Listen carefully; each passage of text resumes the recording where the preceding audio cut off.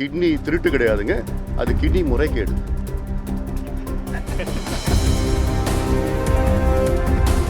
இதற்கு சிபிஐ விசாரணை வேணும். ஏன்னா சிபிஐ விசாரணை வந்தாதான் இதுல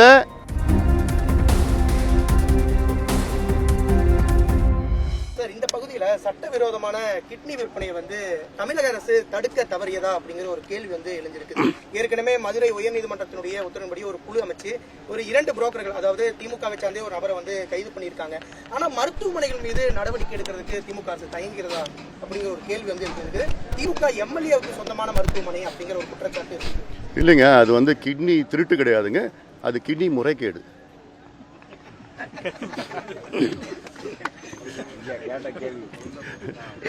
என்று தமிழக அரசிடம் பதில் வந்திருக்கிறது. அதாவது இது சம்பந்தமா நான் இது வரைக்கும் 2-3 அறிக்கைகள் இது சம்பந்தமாக விட்டுருக்கிறேன். நான் முதல் நான் தான் கொடுத்துருக்கேன், அறிக்கை கொடுத்துருக்கேன் சம்பந்தமாக.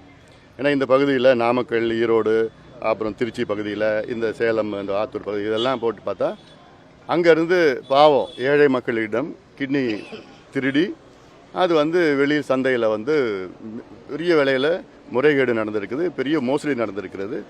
இதில் இது கண்டுபிடிச்சி வெளியில் வந்த உடனே எங்கேருந்து பார்த்தா அது ஒரு மருத்துவமனை, மருத்துவக் கல்லூரி சார்ந்த மருத்துவமனை. அந்த மருத்துவமனை யாருதுன்னா திமுக கட்சியை சார்ந்தவர்கள் ஒருவர் அந்த மருத்துவக் கல்லூரி மருத்துவமனையை வைத்து நடத்தி கொண்டிருக்கின்றார். இதற்கு விசாரணை நடத்தணும் பண்ணால் ஏதோ ஒரு குக்கப் பண்ணி ஏதோ ஒரு விசாரணை ஒன்றுமே நடக்கலைன்னு சொல்லிட்டாங்க.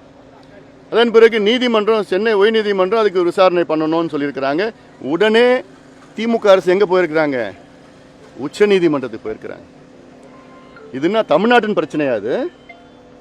ஒரு தனியார் மருத்துவக் கல்லூரி, திமுகவை சார்ந்த ஒரு தனியார் மருத்துவக் கல்லூரியில் கிட்னி திருட்டு நடந்திருக்கிறது. இதற்காக தமிழக அரசு எதற்கு உச்ச நீதிமன்றம் போக வேண்டும்? மேல்முறையீடுக்காக போனோம். நீங்கள் நியாயமான அரசாக இருந்தால் என்ன பண்ணியிருக்கணும்?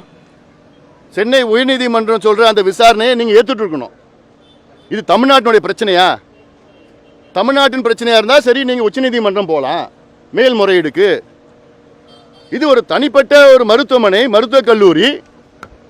அந்த பிரச்சனைக்கு நீங்கள் கேடுகட்டத்தனமாக நீங்கள் உச்சநீதிமன்றம் மேல்முறையீடு பண்ணியிருக்கிறீங்களே.